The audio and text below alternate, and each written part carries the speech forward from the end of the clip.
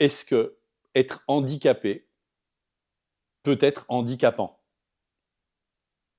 ou peut m'empêcher de prendre la parole en public? La question est dingue parce qu'elle me questionne évidemment sur notre capacité à nous exprimer. Et parfois, cette capacité est mise à mal. Je vous propose de vous abonner. N'oubliez pas, avant qu'on rentre dans le vif du sujet. Je vous propose aussi, si vous avez des questions comme celle-là ou comme d'autres, de nous les poser, de nous écrire. On se fera une joie de vous répondre. Avant de parler des autres, je voudrais vous parler de moi quelques instants. Il m'est arrivé, au moment où je pensais que ma carrière de chanteur d'opéra, de chanteur lyrique allait vraiment s'ouvrir, d'avoir un accident vocal à New York, sur scène. Et du coup, d'être blessé aux cordes vocales, à tel point que pendant près de 9 mois, j'ai dû me taire.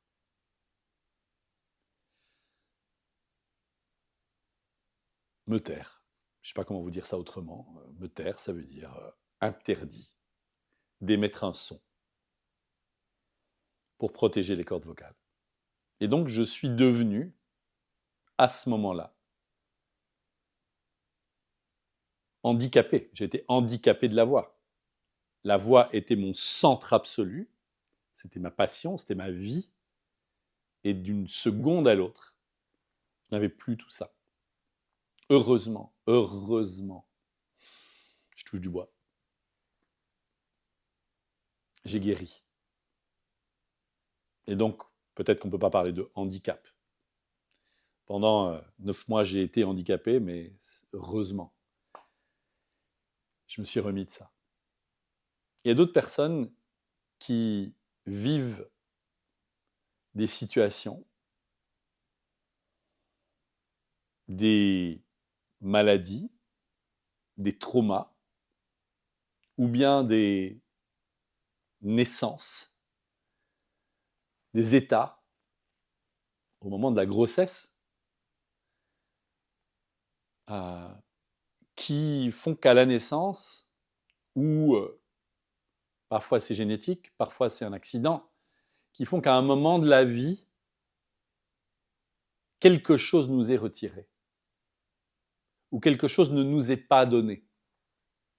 Et évidemment, j'ai en tête plusieurs personnes.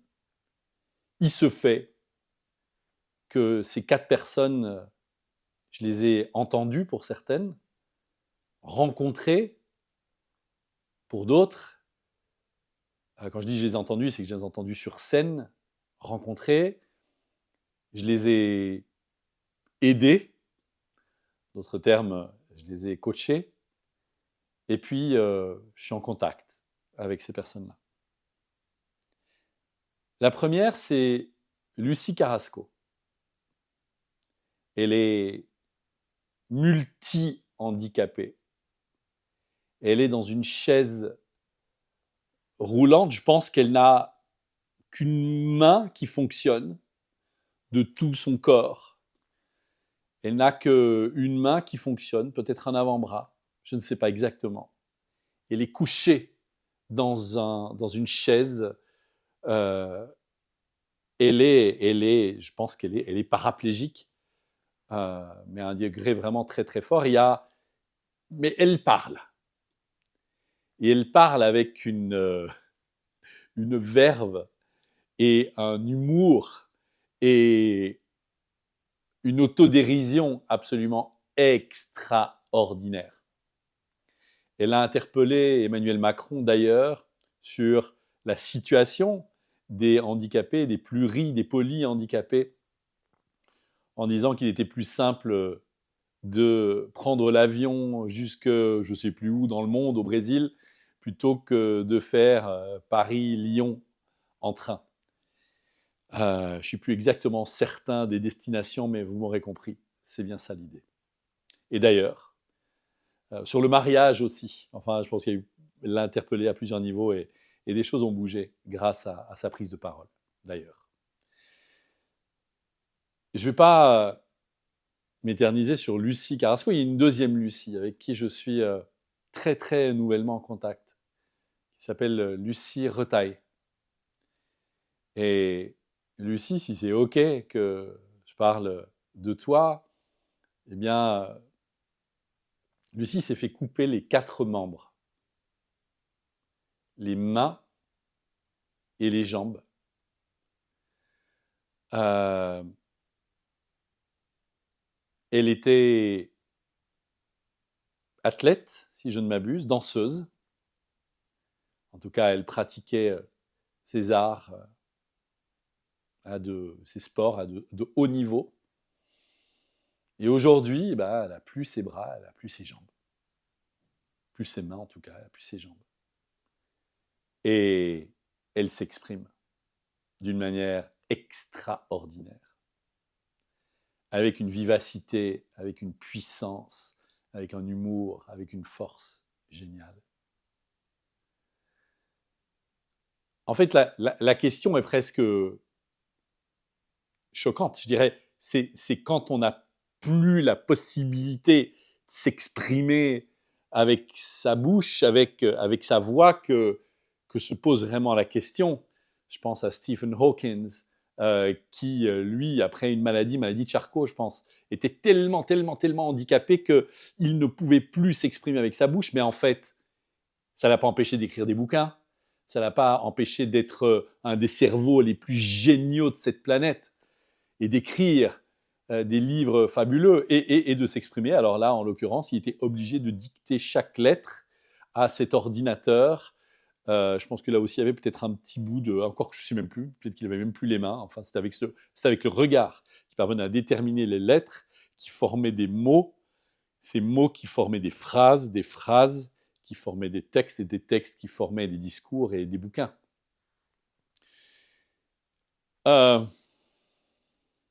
Puis évidemment, je pense à une femme incroyable, Virginie Delalande, qui est la première avocate au barreau de Paris,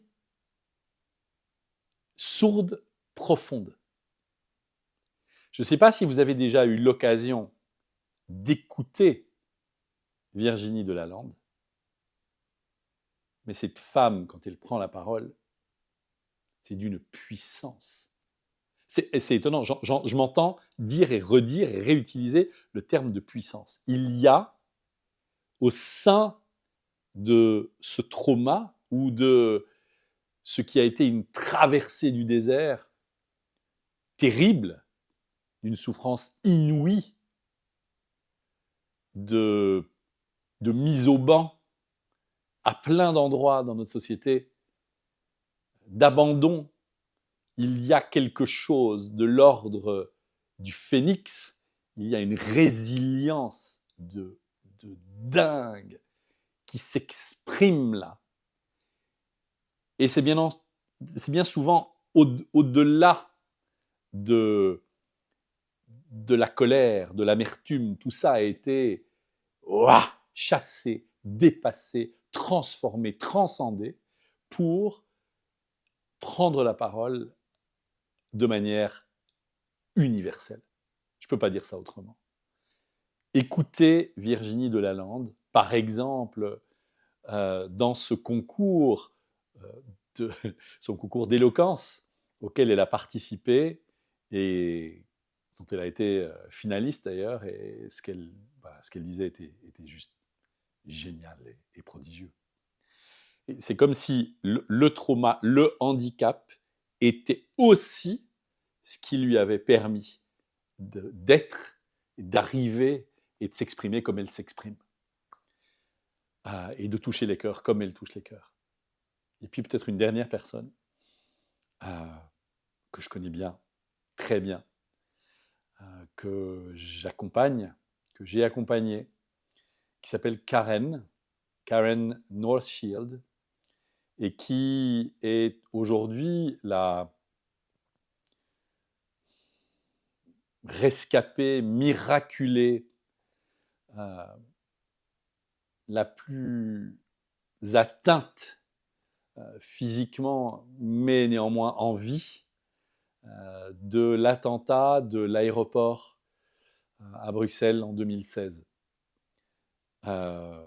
Pour faire court, la bombe a explosé à 2 mètres devant elle, et derrière elle, 16 morts. Au-delà des dizaines et des dizaines et des dizaines de blessés, et de blessés très graves.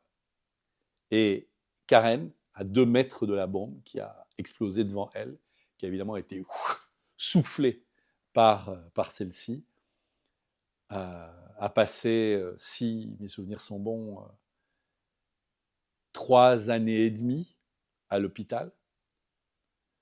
Je pense qu'elle a subi une 60aine d'opérations.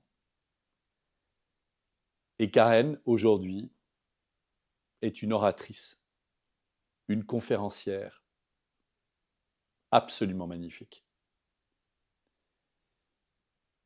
Elle aussi,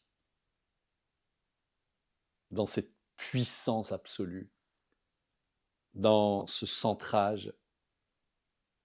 Alors c'est très étonnant aussi parce que certains de ces handicaps ne sont pas visibles. Le souffle de la bombe a fait qu'elle est quasi sourde, qu'elle est criblée de morceaux d'obus dans le corps, qu'il y a des parties de son corps qui ont été évidemment, je vous passe les détails, arrachées. La reconstruction est terrible, qu'elle a des douleurs en permanence, des acouphènes, des bruits terribles qu'elle entend en permanence, et pourtant, quand on la voit comme ça, elle est juste magnifique. Elle est belle, elle est grande, elle est rayonnante. Et c'est tout ce travail que ces personnes, que ces femmes, que ces hommes font dans ce handicap et dans cette douleur et dans cette souffrance pour aller chercher l'essentiel et se découvrir une nouvelle mission, de prendre la parole. Même pour ceux qui n'y arrivent pas, qui écrivent des livres du coup, mais de prendre la parole et de dire l'histoire.